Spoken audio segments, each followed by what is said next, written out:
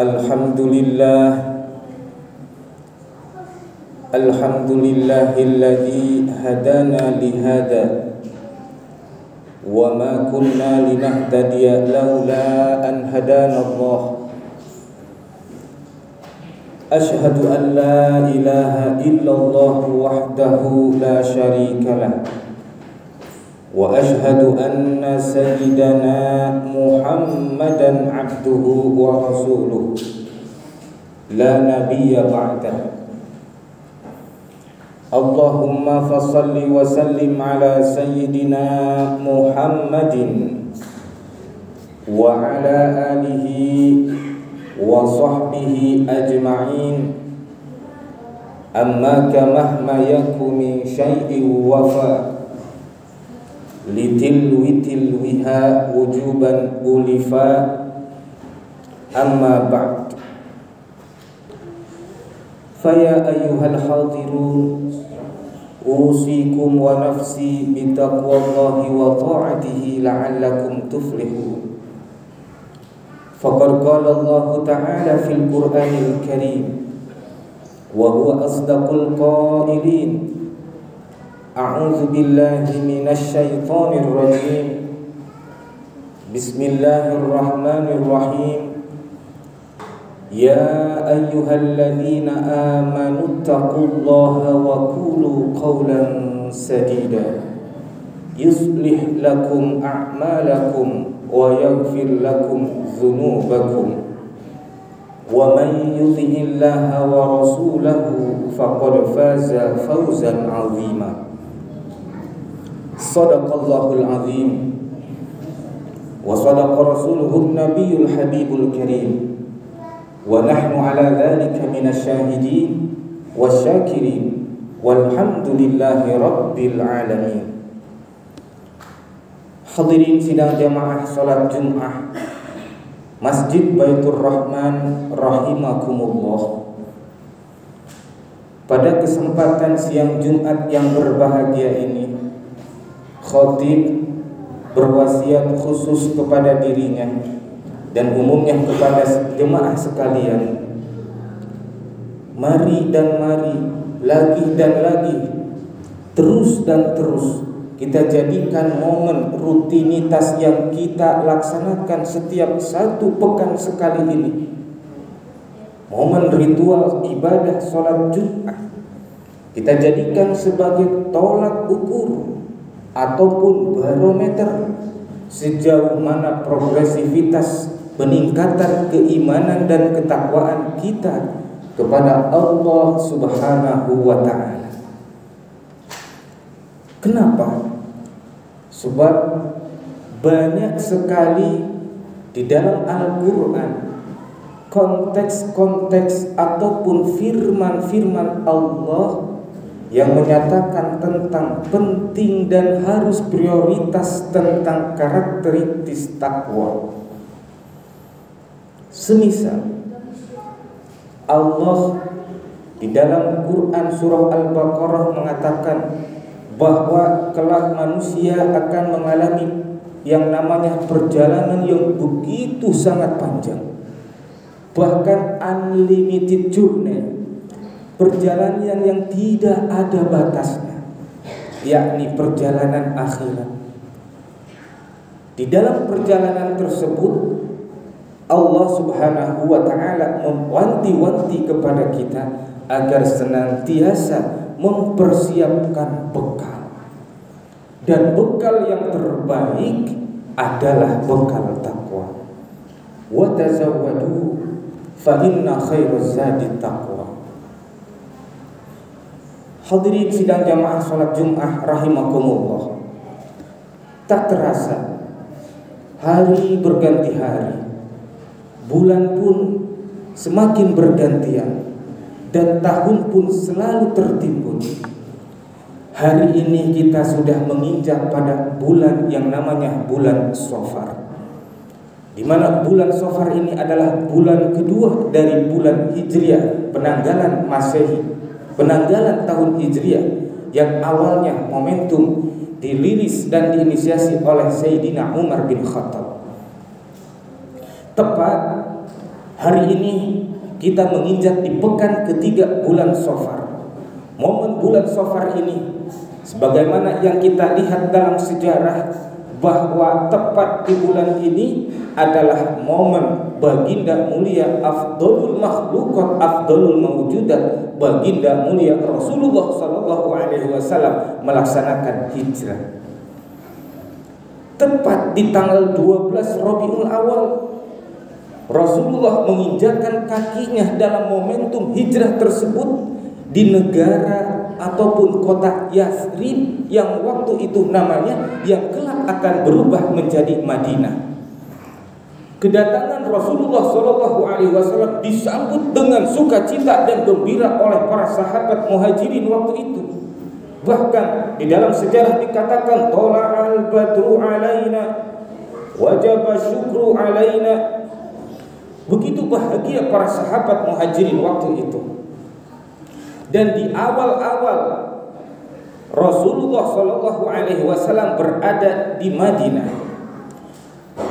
ada beberapa pesan yang disampaikan oleh baginda Rasul kepada para sahabat waktu itu. Beliau yang mulia mengajarkan kepada sahabat, wahai para sahabat, maukah aku beritahu? Dan ini adalah satu hal yang sangat penting, di mana ada 4 hal yang bisa, kalaupun siapapun yang beramal itu akan berhadiah surga. 4 amalan yang bisa berhadiah surga. Kata Rasulullah Sallallahu Alaihi Wasallam, yang pertama adalah afsyus salam, menyebarkan salam, menebarkan kedamaian. Pesan pertama baginda Rasul kepada para sahabat adalah afsyus salam, menebarkan salam. Ini konsep yang diterapkan baginda Rasul di awal mula beliau hijrah di Madinah. Beliau menyarankan kepada para sahabat, wahai para sahabat, dimanapun kalian bertemu dengan rekan sejawat, handai taulan, kawanmu yang sesama umat Islam, maka jangan segan, jangan khawatir, jangan pernah malu-malu untuk menebarkan salam. Assalamualaikum warahmatullahi wabarakatuh. Kenapa baginda Rasul mewasiatkan ataupun memesankan konsep salam, tebarkan salam ataupun menebarkan kedamaian? Sebab secara historical background, sejarah pun mengatakan bahwa Islam ini, sebagaimana sesuai dengan maknanya, Islam ini adalah kedamaian. Islam adalah agama yang penuh dengan kedamaian. Islam mengajarkan kata damai, dan Islam otomatis cinta akan kedamaian. Kita tahu bagaimana Rasulullah Shallallahu Alaihi Wasallam ketika di Mekah, beliau dihujat, dicaci, dimaki, dihinakan. Bahkan para sahabat beliau ada yang disiksa, bahkan sampai dibunuh, seperti halnya sahabat Yasir dan sahabat-sahabat yang lain di dalam sejarah dikatakan. Tapi apa yang dilakukan oleh baginda Rasul? Baginda Rasul tidak membalas dendam, akan tetapi mengajarkan kepada para sahabat agar senantiasa selalu bersabar. Sebab kenapa? Islam mengajarkan, tidak mengajarkan kekerasan. Akan tetapi ketika momentum hijrah, ketika Rasulullah Shallallahu Alaihi Wasallam berada di Madinah, baru turunlah ayat-ayat tentang jihad, ayat-ayat tentang mengutip perang. Tapi perlu diketahui, Syekh Muhammad Yusuf Al-Qaradawi, seorang mufti Mesir, mengatakan bahwasanya Rasulullah Shallallahu Alaihi Wasallam melalui hari-hari dengan berperang ketika berada di Madinah, tiada lain dan tiada bukan itu konsep perang yang dimunculkan oleh Rasul adalah perang defensif, perang dalam rangka membela diri. Tidak pernah Rasulullah menantang-nantang, akan tetapi peribahasa mengatakan musuh jangan dicari, akan tetapi kalau ketemu jangan lari. Kita tahu bahwa Islam mengusung tentang konsep kedamaian. Jika kita melihat sejarah, siapa yang mencetuskan perang pertama? Siapa yang mencetus perang kedua? Bukan orang Islam.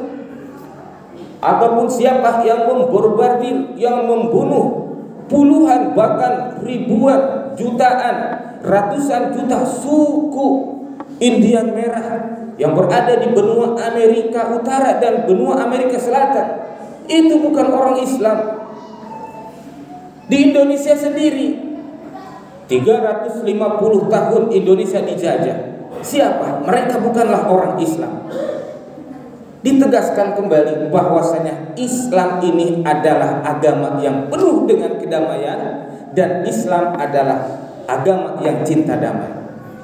Makanya Rasulullah berpesan ketika berada di Madinah, pesan yang pertama disampaikan oleh baginda Rasul itu adalah afsyus salam, tebarkan salam dan tebarkan konsep kedamaian. Kemudian yang kedua, wa it'amut ta'am. Pesan yang disampaikan baginda Rasul kepada para sahabat ketika di Madinah itu adalah berilah makan kepada mereka yang membutuhkan. Yang paling fenomenal adalah bagaimana ketika turun Quran surah Al-Ma'un ayat 1 sampai 3. Di dalam ayat tersebut dikatakan bahwa ara'aital ladzi yukadzibu bid-din fadzalikal ladzi yad'ul yatim wa la yahuddu 'ala ta'amil miskin. Bahwa tahukah kalian siapa yang dikatakan dengan pendusta agama? Orang yang mendustakan agama, mereka adalah orang-orang yang selalu menghardik anak yatim dan tidak pernah menganjurkan memberi makan terhadap orang-orang miskin. 3 ayat ini ketika kita lihat dalam satu kitab Asbabun Nuzul fi Lubabin Nukul, buah karya Syekh Jalaluddin As-Suyuti, bahwa asal mula turun ayat ini ataupun asbabun nuzul ayat ini, ketika itu ada seorang yang sangat kaya raya, bahkan setiap minggu itu selalu menyembelih unta. Tiba-tiba satu hari dihampiri dan didatangi oleh anak kecil yang yatim dan juga fakir miskin. Beliau meminta hanya sedikit secuil daging unta yang disembelih oleh orang kaya tersebut. Tapi apa yang dilakukan oleh orang kaya tersebut? Boro-boro ngasih, yang ada anak kecil tersebut diusir sambil dimaki-maki dan suruh menjauh daripada dirinya. Lantas turunlah ayat tersebut bahwasanya Allah mengatakan model semacam orang itu adalah orang-orang yang mendustakan agama. Na'udzubillah, tsumma na'udzubillah. Makanya pesan yang kedua yang disampaikan baginda Rasul di Madinah itu adalah wa'at'imut ta'am, berilah kebutuhan pokok terutama makanan bagi siapapun mereka yang membutuhkan. Kemudian yang ketiga, wasilul arham. Rasulullah berpesan kepada para sahabat untuk senantiasa menjaga tali silaturahim. Konsep dakwah yang disampaikan Rasul waktu itu adalah sejauh mana pereratan tali silaturahim ini dijaga. Yang sudah terjalin komunikasi dengan baik harus betul-betul dijaga. Bahkan kata Rasul yang paling the best itu adalah mereka yang memang menyambung tali silaturahim dengan mereka orang yang memang memutuskan tali silaturahim. Banyak kejadian di masyarakat hanya karena gara-gara berbeda pilihan, bukan mingguan bahkan tahunan, selama hayat bahkan sampai dia meninggal dunia tidak pernah bertegur sapa. Na'udzubillah, tsumma na'udzubillah. Sedangkan baginda Rasul di dalam hadisnya mengatakan 3 hari 2 orang bermusuhan dan tidak tegur sapa, maka haram baginya, jangankan masuk surga, mengambu bau surganya pun itu haram. Bahkan baginda Rasulullah SAW mengatakan tentang konsep keutamaan silaturahim ini, bahwasanya man ahabba ayyumsaqalahu fi rizqi wa yumsa'alahu fi athari falyasil rahimah. Sudah sangat jelas bagaimana Rasul mengatakan bahwa barang siapa yang ingin man ahabba ayyumsaqalahu fi rizqi, dijembarkan rizkinya, kemudian umurnya diberkahkan dan juga dipanjangkan, maka kata baginda Rasul, fal yasil rahimah wa yahe, awas, pokoknya betul-betul harus menjaga daripada apa itu yang namanya silaturahim. Kemudian pesan yang terakhir, pesan yang keempat baginda Rasul kepada para sahabat di dalam momentum hijrah pertama-tama di Madinah itu adalah wasallu billail wan nasu niyam. Awas jaga sholat malam, sedangkan manusia yang lainnya mereka lelap tertidur, kita terbangun. Pernah kama ulima seperti yang kita ketahui bahwa ada 3 mata yang masuk surga, di antaranya adalah mata yang selalu terjaga di tengah malam merengek-rengek menangis karena memohon ampunan dosa kepada Allah Subhanahu wa taala. Bahkan sholat malam ini, apalagi diawali dengan tidur terlebih dahulu, maka itu dikatakan sholat tahajud. Keutamaan sholat tahajud, sholat sunnah yang paling utama, afdolus sholat yang paling utama ba'dal faridoh at-tahajud. Sholat yang paling utama setelah sholat fardu, sholat sunat yang paling utama setelah sholat fardu yang 5 waktu adalah sholat sunat tahajud. Wa minal laili fatahajjad bihi nafilatan lak asa ayyab'atsaka rabbuka maqaman mahmuda. Hadirin sidang jamaah sholat Jumat rahimakumullah.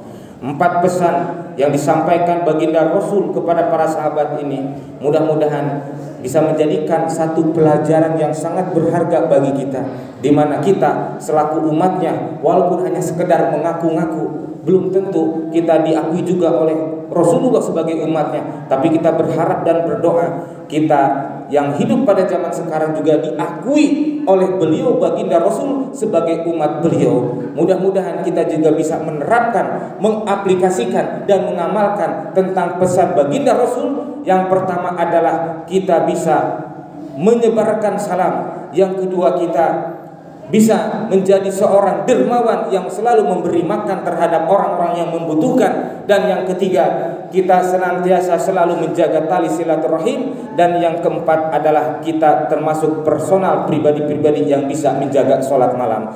Pada akhirnya tadkhulul jannata bisalam. Harapan kita semuanya bisa dimasukkan ke dalam surga oleh Allah Subhanahu wa taala. Amin ya Allah ya rabbal alamin. Barakallahu li wa lakum fil Qur'anil azim wa nafa'ani wa iyyakum bima fihi minal ayati wal dzikril hakim wa taqabbala minni wa minkum tilawatahu innahu huwas samiul alim. Aqulu qawli hadza fastaghfirullahal azim li wa lakum wa lisairil muslimina wal muslimat wal mu'minina wal mu'minat fastaghfiruhu innahu huwal ghafurur rahim.